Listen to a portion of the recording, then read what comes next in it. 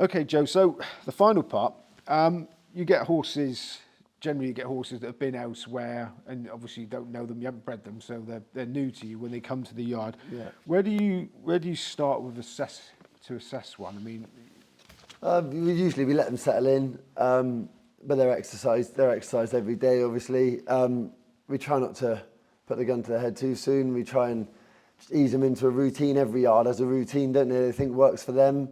We try and just get them settled, make sure they're comfortable in the environment. You can soon tell if they're not, like, as long as they're relaxed, try and get them out in the field as much as we can, and then get them into our routine, get them on the feed that we're feeding, and then once they're up and working, we'd ride most of them ourselves, like myself, Danielle, and we have a few rider outers, Taylor's here obviously, so there's always varying riders on them, but we'd just try and establish as workhorses where they are and match them up with horses that work similarly to them. I hate the idea of horses always getting beat at home by a better horse, but then vice versa. I hate the idea of a horse winning all the time and you're not probably like discovering its full potential because it's finding things too easy. So we try and just find a level where it's competitive at, and like I said, keep going back to it. Look for improvement in the horse all the time.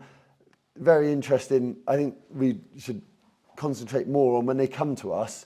We're very interested in what they look like when they come to us and what level they can work to. And then if you analyse that and then we're able to compare it a month down the line, obviously, like I said, you're looking for improvement, but some horses might not improve at all. Some horses might improve a huge amount. But ultimately, that's all you can do, really, isn't it? and you often hear sort of people that don't train horses saying, "Oh, the change of scenery did it good." Is that a thing? Definitely. But I think it's not that one trainer does something better than another trainer in terms of they get their horses fitter. I think, if I'm honest with you, I think anyone can get a horse fit given like reasonable facilities and time. I think the mindset of a horse is really important, like I said about it earlier. And if they haven't got the mindset for it, they'll never win a race.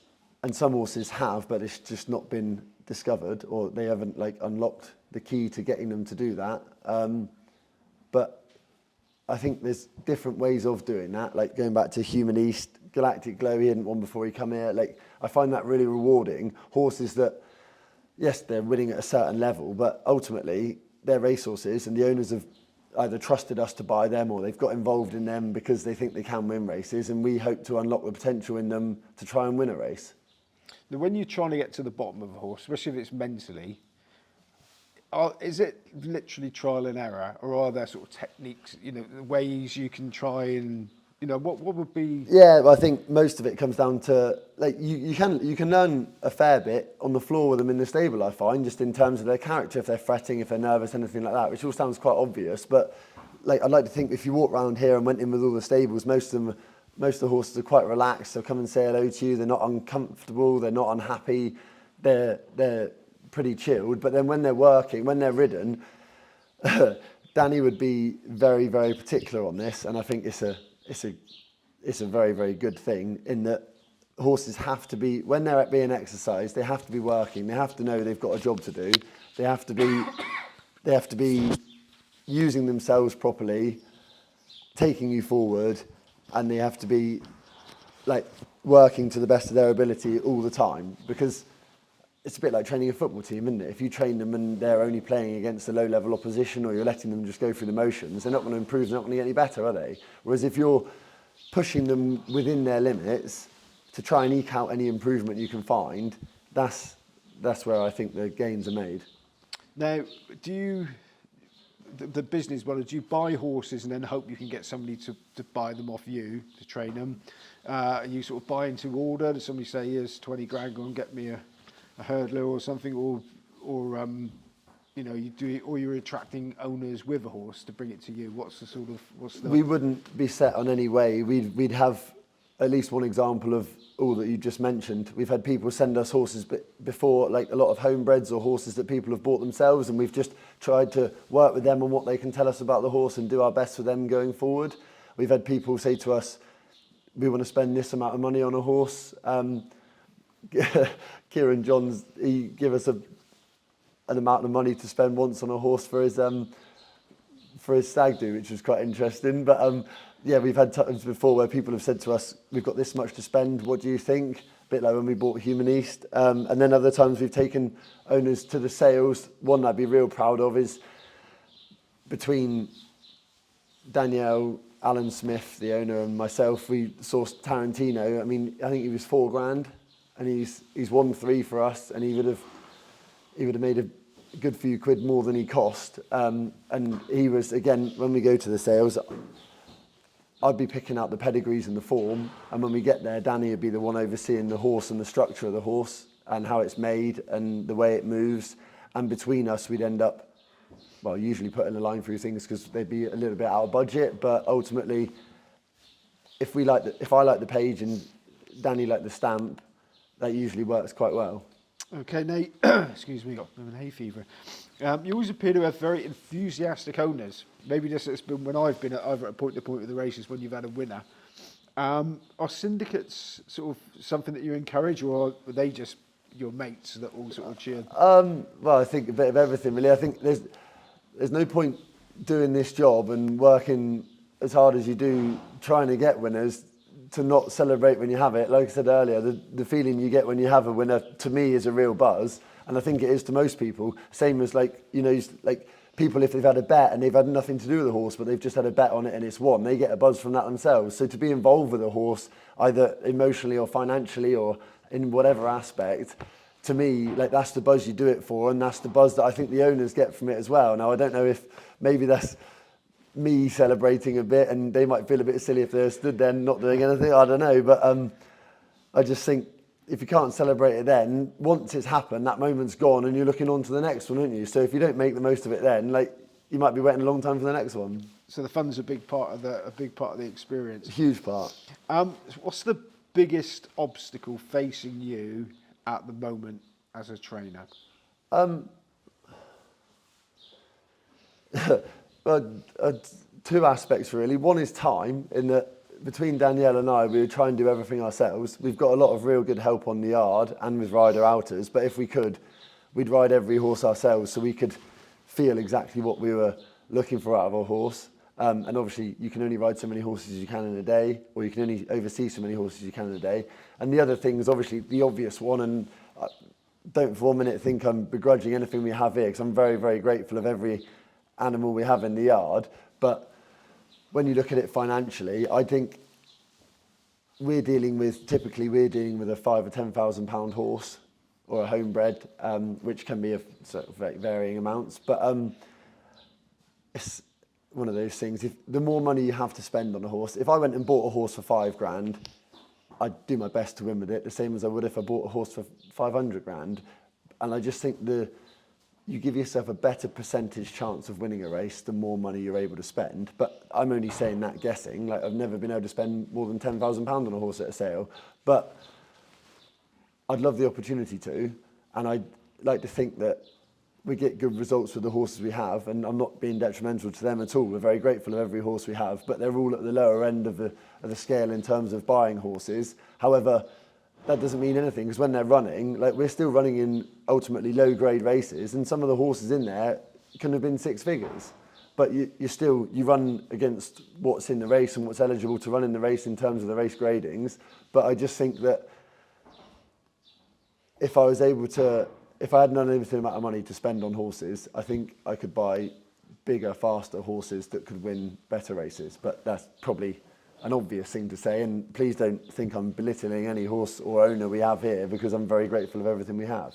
Okay then. So if you were head of race planning, and they said, do yourself a deal that would suit you and make things easier for you, what would you do? Well, me personally, just looking at it from my angle, I'd share the prize money more evenly. I think in my opinion, they're doing it the wrong way. They're trying to make the best races worth more and the lesser races worth less. But when you look at the pool of horses there are to run in those, bearing in mind we're thinking of the whole industry here, people get paid the same amount of money to ride out a 50 rated flat horse as they do to ride out a 100 rated flat horse, fundamentally. So I think I would try and spread that money more evenly, so that the money that can be won at lower grades can be shared out and can be put to good use. Also, I'd make sure there was more of those races available, because as I said earlier, when you look at entries for races, you can have 40 or 50 entries in any of those low grade races. When you look at the higher grade of the race, and you're looking at like 10 entries and 6 declarations. I think that's crazy when they're running for the bigger pots. I'm going to obviously be biased in that, because fundamentally our horses run in those lower grade races, but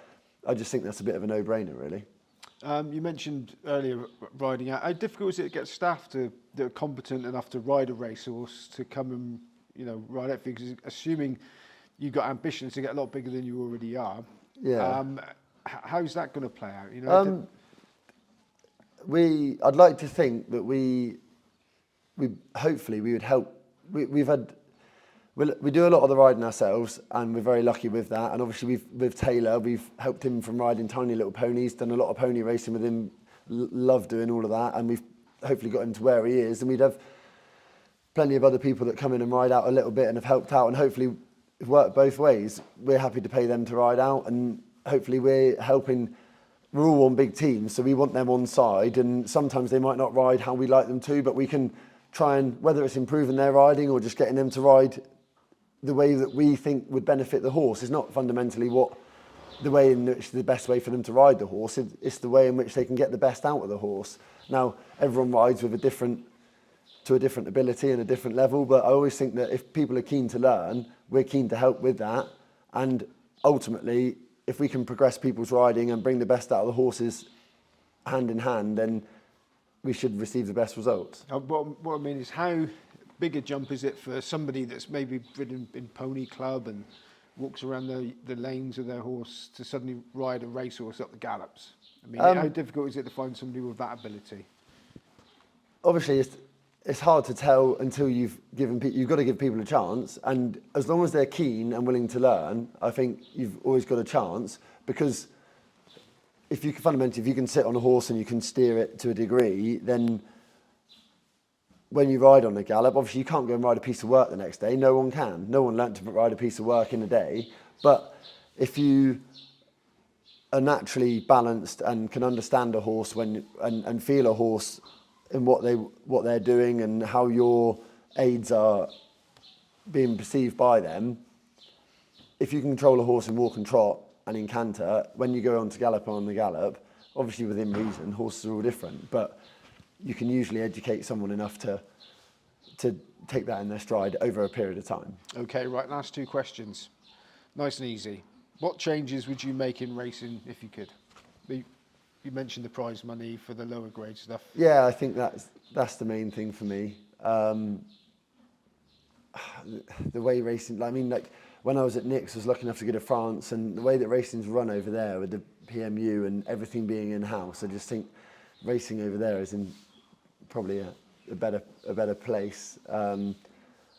But being based in the southwest, I'd love more tracks to be down here, I suppose. But I don't know really. I mean, we've learned to work within the confines of racing as an industry as it is, and I don't really give it much thought, to be honest, because I don't think there's a whole great deal I can do about it. Okay, now you've showed me around. You've got a house, it's a lovely house that is nearly finished. You've got plans for more stables and stuff. So have you set yourself any real long-term goals? Have you sort of said, right, this is where I want to be in 10 years' time, I want to win at Cheltenham or something, you know, anything? If you set yourself a tangible goal? I try not to be too specific. I just think I'm a competitive person.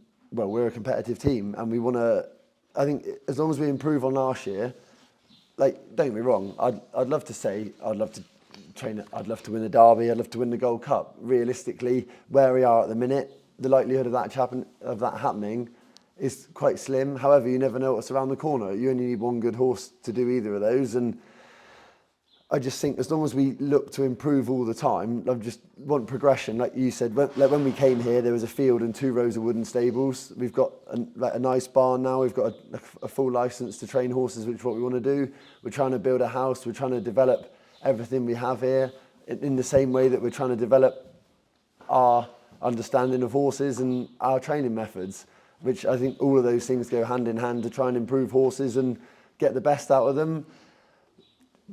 If we can just win as many races as we can with each horse, every time you you don't win one and you think you might have been able to win, it's very, very frustrating, but you try and use that constructively to go forward and try and win the next time. And I think knowing when you're not going to win any more races with a horse is key as well, because then you need to look at like working with the owner and progressing and trying to find another horse that will. And hopefully we're going the right way in the terms of horse like Tarantino. He's elevated us. We won 3 in a row with him. I think that I'm real proud of that, and hopefully he can keep improving. There's a couple of nice targets for him later on in the year that would put us on the map a little bit more. I suppose natural progression, if we could have a graded winner of some sort, or something like a listed winner or something like that, then and like a progress in that way, that would be lovely. But ultimately, just keep expanding and keep progressing. And I wouldn't like to set a limit on what we could achieve, but on the other hand, you've got to be realistic, and you can't expect anything without working hard for it and just trying to keep improving. Brilliant. On that note, Joe Tickle, thank you very much. Thanks for your time.